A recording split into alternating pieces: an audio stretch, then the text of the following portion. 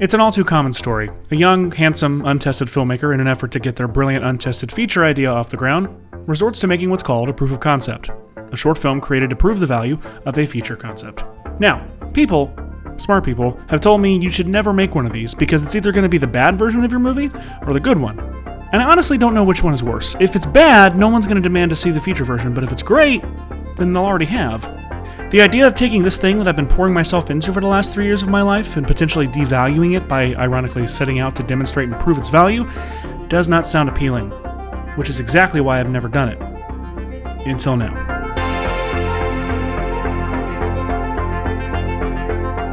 Every other short I've made has been the thing, meaning it stands alone in its ultimate form with a beginning, middle, and definitive end.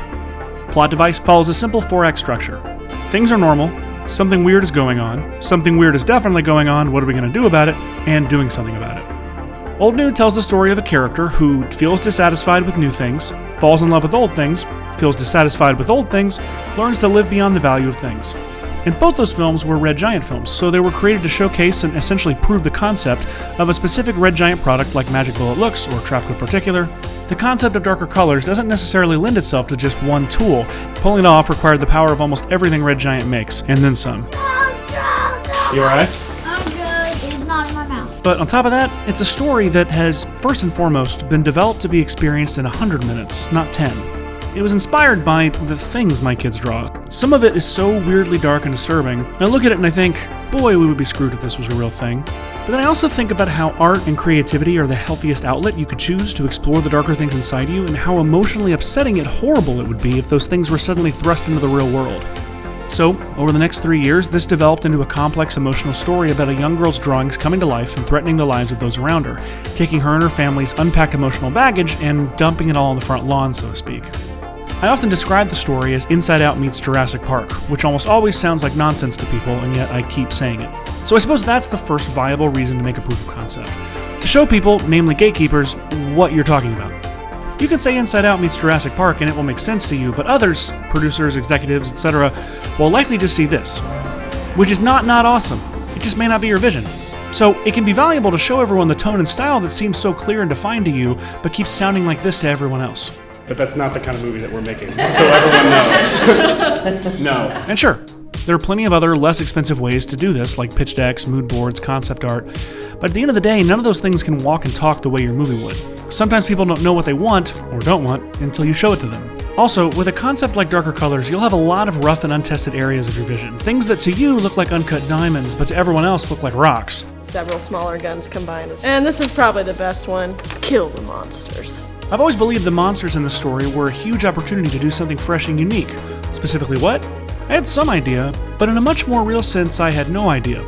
I'd done some tests with Trapcoat Form, and that looked pretty cool, but they still weren't fully there for me. Thus reveals the second argument for making a proof of concept, to figure out what you're talking about. Making a proof of concept short would allow me to experiment with my more ambitious VFX ideas, and field test them organically within a narrative. I knew I wanted to show at least 3 sizes of monster: small, big, and giant. Featuring at least 3 different art materials like crayon, chalk, etc. I needed to show off the visual opportunities provided by each material, like bright colored footprints, a chalk powder filled battle, melting crayon wax, and glitter raining down from the sky, and I really wanted to show someone drawing a weapon on their skin and Iron Manning everyone to safety. So, this was my initial idea pile. Now I just had to find a way to craft a story that, in an ideal world, organically took us through all of these things. A lot has changed since, but in an early draft of the feature, I had a 10-page section that began with the kids devising a plan to draw weapons that they can drop in the pond to try and destroy the monsters, then saw them loading up on water guns filled with cleaning solution and setting out into the woods, ultimately encountering a swarm of eiders that leads to a massive chalk dust battle.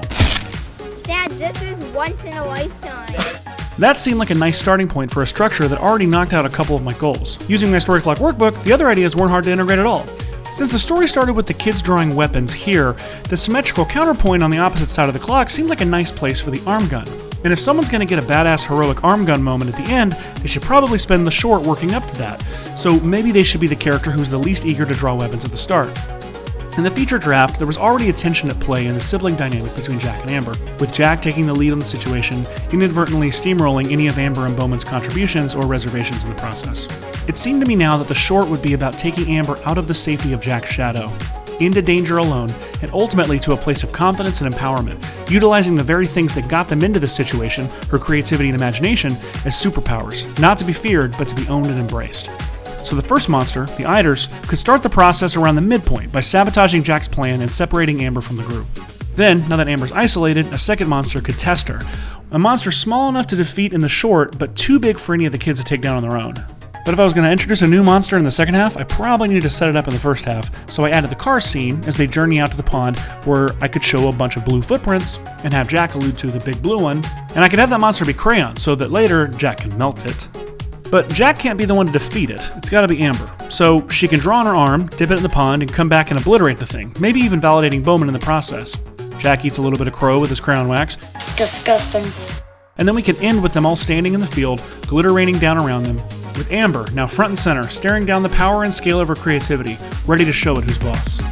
You couldn't be into like ponies or rainbows or something? Taking a step back, I realized I'd accidentally rediscovered the emotional core of the feature, in an abridged form. It wasn't a story about defeating monsters. It was about a hero finding the strength and confidence to be the one who does. Not only had this benefited the short, it had actually benefited my feature script as well. And there lies a third argument for making a proof of concept: to rethink what you're talking about.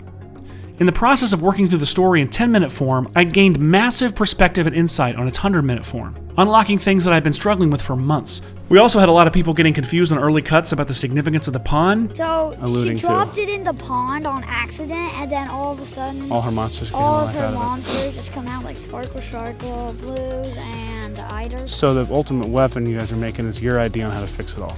People weren't getting that it was essentially ground zero for the creation of these monsters, and we discovered the simplest solution was to create a tiny prelude at the top of the short using footage from the pond scene to set it up as something important, like an inevitable point our characters were moving toward, and it also helped to anchor us in Amber's mental and emotional state right off the bat. But even with all these changes, the fundamental structure stayed intact. It still wasn't a standalone story like my other shorts, but it also wasn't just a scene ripped from a feature script devoid of any context. It felt somewhere in the middle, taking you for a rewarding ride while hopefully leaving you wanting the right amount of more. And yes, a lot could happen between now and then that could prevent you from ever seeing that more. And that's another reason it might be worth it to make your proof of concept, to make what you're talking about. Guillermo del Toro says the natural state of a movie is not being made, which is why I think it's important to not be too precious with your ideas and to not consider any opportunity below you that could provide you an opportunity to make the thing, even if it's not the form you originally intended. With this short, I get to give the world a taste of what I've been working on all this time. Whether it's the best or worst version remains to be seen, but if this is all that becomes of it, I can at least move on to the next thing with something to show for all my hard work. As awesome as that 100-minute version will be, I have to trust that it's not the only cool thing I've got up my sleeve. After all, The gun isn't the weapon. cut! Oh, it was so good!